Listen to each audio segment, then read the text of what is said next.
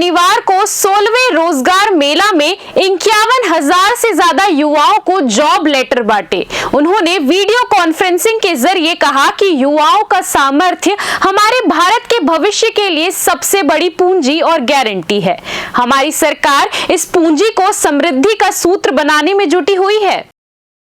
इसी कड़ी में आज छत्तीसगढ़ की राजधानी रायपुर में भी रोजगार मेला का आयोजन किया गया, जिसमें मुख्य रूप से केंद्रीय राज्य मंत्री दुर्गादास यूके पहुंचे। इस दौरान सांसद बृजमोहन अग्रवाल, विधायक सुनील सोनी, विधायक मोतीलाल साहू और विधायक पुरिंदर मिश्रा उपस्थित रहे। वहीं कार्यक्रम के बाद केंद्रीय राज्य मंत्री दुर्गादास यूके ने कहा कि देश का सौभाग्य है कि यशस्वी प्रधानमंत्री नरेंद्र मोदी के नेतृत्व में स्वर्णिम राज बनाने की दिशा में अग्रसर हैं। हम सौभाग्यशाली हैं कि भारत दुनिया का सबसे युवा राज्य है।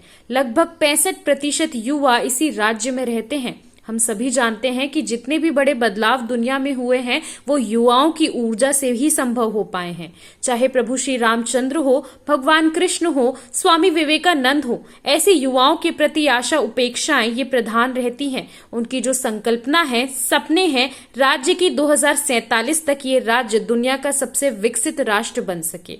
प्रधानमंत्री नरेंद्र मोदी हमारे देश के युवाओं से बहुत सारी अपेक्षाएं रखते हैं। जैसे उन्होंने कहा कि आगामी 25 वर्ष में भारत उदय का कालखंड है। इस अमृत काल में युवा नागरिकता का उनको बुद्धत्व प्राप्त होगा। एक नागरिक होने के नाते उनका जो दायित्व है, उन दायित्व के निर्वहन में उनकी भूमिका पर इन 25 वर्षों में है। जहां है उनका काम, उन कामों के माध्यम से वो राष्ट्रीय सेवा करे। केंद्र मंत्री ने आगे कहा कि देश के प्रधानमंत्री अलग अलग विषयों को लेकर, प्रधानमंत्री आवास से लेकर अलग अलग तरीके से उन्होंने बताया कि किस तरीके से लाखों रोजगार अर्जित किया गया और लगातार चल रहा है। निश्चित रूप से हम उस पर सफल होंगे। उन्होंने आगे कहा कि लाल किले से प्राचीन से पहली बार प्रधानमंत्री ने स्पष्ट रूप से पवन संदेश दिया था। उसके अक्षर पर यह जन आंदोलन के रूप में विकसित हुआ है और आज हम सौभाग्यशाली हैं। पूरे देश के अंदर मध्य प्रदेश और छत्तीसगढ़ जिन सर्वाधिक स्वच्छ राज्यों में गिनती होती है, निश्चित रूप से एसएससी प्रधानमंत्री जी के प्रति आभार व्यक्त करते हैं, क्योंकि उन्होंने ये पावन लक्षण को दिया और पूरे देश के अंदर ये महावीरन चल रहा है। तो देश का सौभाग्य है कि यशस्वी प्रधानमंत्री श्री नरेंद्र मोदी जी के कुशल प्रेरक नेतृत्व में ये राष्ट्र स्वर्णिम राष्ट्र बनने की दिशा में अग्रसर है और हम सौभाग्यशाली है कि भारत दुनिया का सबसे युवा राष्ट्र है। लगभग 65% युवा इसी राष्ट्र में रहते हैं और हम सबको विदित है कि जितने भी महाबदलाव दुनिया में हुए हैं वो युवाओं की ऊर्जा से ही संभव हो पाए। चाहे प्रभु श्री रामचंद्र जी हो, भगवान श्री कृष्ण जी हो, शिवाजी महाराज हो, स्वामी विवेकानंद जी हो, तो युवाओं के प्रति आशा अपेक्षाएं यशस्वी प्रधानमंत्री जी की हैं और उनकी जो संकल्पना है, जो सपना है राष्ट्र का, 2047 तक ये राष्ट्र दुनिया का सबसे विकसित राष्ट्र बन सके। यशस्वी प्रधानमंत्री जी हमारे देश के युवाओं को, उनसे बहुत सारी आशाएं हैं, अपेक्षाएं हैं। जैसा कि उन्होंने कहा कि आगामी 25 वर्ष राष्ट्र के भाग्योदय का कालखंड है।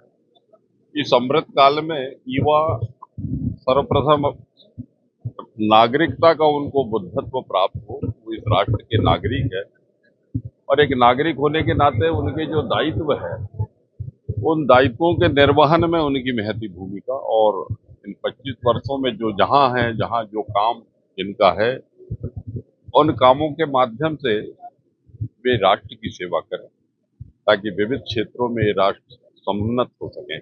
आपने अभी देखा कि यशस्वी प्रधानमंत्री जी ने विविध विषयों को लेकर प्रधानमंत्री आवास से लेकर अलग अलग तरीके से उन्होंने बताया हमको कि किस तरीके से लाखों रोजगार सृजित हुए हैं और लगातार ये महाअभियान चल रहा है और निश्चित रूप से हम उसमें सफल होंगे। देखिए, लाल किले के प्राचीर से प्रथम बार यशस्वी प्रधानमंत्री जी ने स्वच्छता के प्रति जो पावन संदेश दिया था, उसको अक्षरतः ये जन आंदोलन के रूप में पूरे देश में विकसित हुआ है और आज हम सौभाग्यशाली है पूरे देश के अंदर मध्य प्रदेश और छत्तीसगढ़ सर्वाधिक स्वच्छ राज्यों में जिनको श्रेणी मिली है।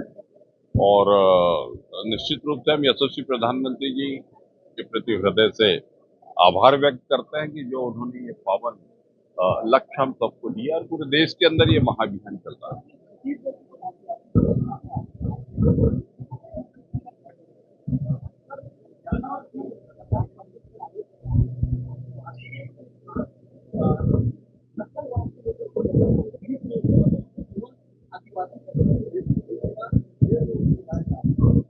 1947 को देश आजाद हुआ और देश पर सर्वाधिक शासन पंडित नेहरू से लेकर तो इन 58 वर्षों में हमारे देश की क्या स्थिति थी, जनजाति समाज की क्या स्थितियां थी। गांवों में शिक्षा है, स्वास्थ्य है, सड़क है, बिजली है, कृषि है, आवास है, ऐसे विविध क्षेत्रों का आप अवलोकन अध्ययन करेंगे तो ध्यान में आएगा कि ये राष्ट्र अत्यंत पीछे था विकास की दृष्टि से। लेकिन 2014 के बाद यशस्वी प्रधानमंत्री जी के कुशल प्रेरक नेतृत्व में ये राष्ट्र बहुत तीव्र गति से विकास कर रहा है।